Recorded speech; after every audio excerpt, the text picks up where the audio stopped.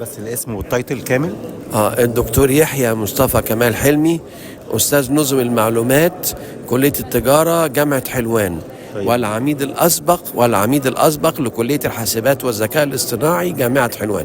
طب يا دكتور، يعني احنا في البداية نحب نسأل حضرتك يعني كيف ترى الاتجاهات الحديثة لمستقبل تكنولوجيا الصناعات المستدامة؟ طبعا التنمية المستدامة حضرتك والصناعات والصناعة إلى آخره لابد إنها كلها تبقى موجودة، على أساس إن إحنا لو ما استخدمناش تكنولوجيا الذكاء الاصطناعي مش هنتأخر كثيرا، فما عادش في وقت. إنما استخدامات الذكاء الاصطناعي في التنمية المستدامة، استخدامات الذكاء الاصطناعي في الصناعة، الحاجات دي كلها هتؤدي إلى إن إحنا نعمل خفض للتكلفة، تكلفة العناصر الإنتاج وتكلفة الإنتاج، تكلفة الطاقة، تكلفة المية، تكلفة الحاجات دي كلها. دي نمرة واحد. نمرة اتنين، هنزود الإيرادات. تمام. الحاجة التانية ان احنا لابد ان احنا نعرف الأصول بتاعتنا ايه. احنا دايما مركزين جدا على الديون والقروض اللي احنا واخدينها والحاجات دي كلها، بس ما بنتكلمش ابدا على أصول الدولة. الأصول بتاعت الدولة، الأسيتس اللي عندنا جامدة جدا، أراضي وبحار وأنهار وشمس، طاقة. الحاجات دي كلها ممكن نطلع منها فائض يغطي القروض ويغطي ما هو أكثر من ذلك كمان. فده استخدامات الذكاء الاصطناعي والتقنيات الحديثة في الطاقة المتجددة والحديثة هنطلع إيرادات أكتر بكتير مما هو موجود عليه الحال الآن.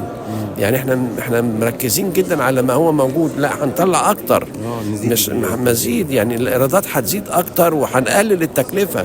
الطاقة الجديدة والمتجددة، سواء طاقة شمسية، طاقة رياح، الأنهار، المياه، البحر، تحلية مياه البحر، الحاجات دي كلها هتؤدي إلى زيادة الأصول عندنا كتيرة جدا في البلد. طيب، بالنسبة للذكاء الاصطناعي يعني في هناك أمر مهم جدا، وهو أمر يعني الأمن والأمان في الذكاء الاصطناعي.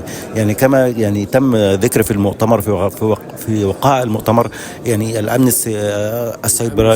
السيبراني وهو أمن يعني ضروري لهذا الذكاء الاصطناعي. كيف ترى وجهة نظرك في هذا الأمر؟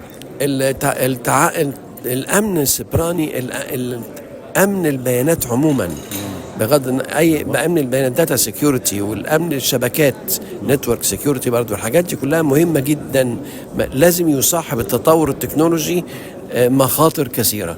ده لازم نكون معترفين بيها، ان في مخاطر هتقابلنا شديدة في التطور التكنولوجي. لحماية الملكية كذلك. سرقات إلكترونية، زي ما احنا شايفين دلوقتي الكريدت كارت بيحذروا منه، والانستا باي مش عارف حصل في ايه الى اخره. كل دي حاجات مصاحبة للتكنولوجيا الحديثة اللي بتسهل الأعمال بالنسبة لنا. بنحول الأموال وإحنا قاعدين في البيت، بنعرف حساباتنا وإحنا قاعدين في البيت، كل ده. بس بيصاحب ذلك ممكن يحصل فيه اختراق للشبكات واختراق للبيانات وسرقات الأموال وسرقات الحسابات. فلابد أن يصاحبوا أمن جامد جدا للبيانات وأمن للشبكات. الحاجات دي مهمة للغاية، لازم تكون موجودة لتأمين الملايين اللي هم بيتعاملوا مع تكنولوجيا المعلومات الحقيقة في مصر وغيرها الحقيقة. الحاجة التانية انه التطور اللي احنا بنقوله ده، زي ما تقولك ايه، احنا بنسوق عربيات وبنسوق طيارات ومراكب الى اخره. اذا ما صاحبش الحاجات دي كلها امن، الطيارات هتقع والعربيات هتخبط في بعضها. فهو نفس الشيء بالنسبة للمعلومات وتكنولوجيا المعلومات.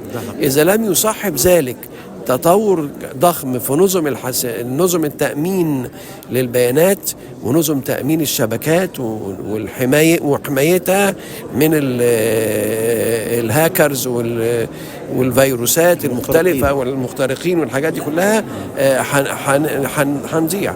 فلا بد انه يصاحب التطور التكنولوجي تطور في نظم الحماية والأمن والأمان للبيانات. وهذا يدعم طبعا يعني مستقبل صناعة جديد في مصر. دكتور يحيى حلمي، نشكر حضرتك جزيل الشكر يا دكتور. شكرا يا فندم، ألف شكر يا فندم، ألف شكر. تحياتي يا دكتور.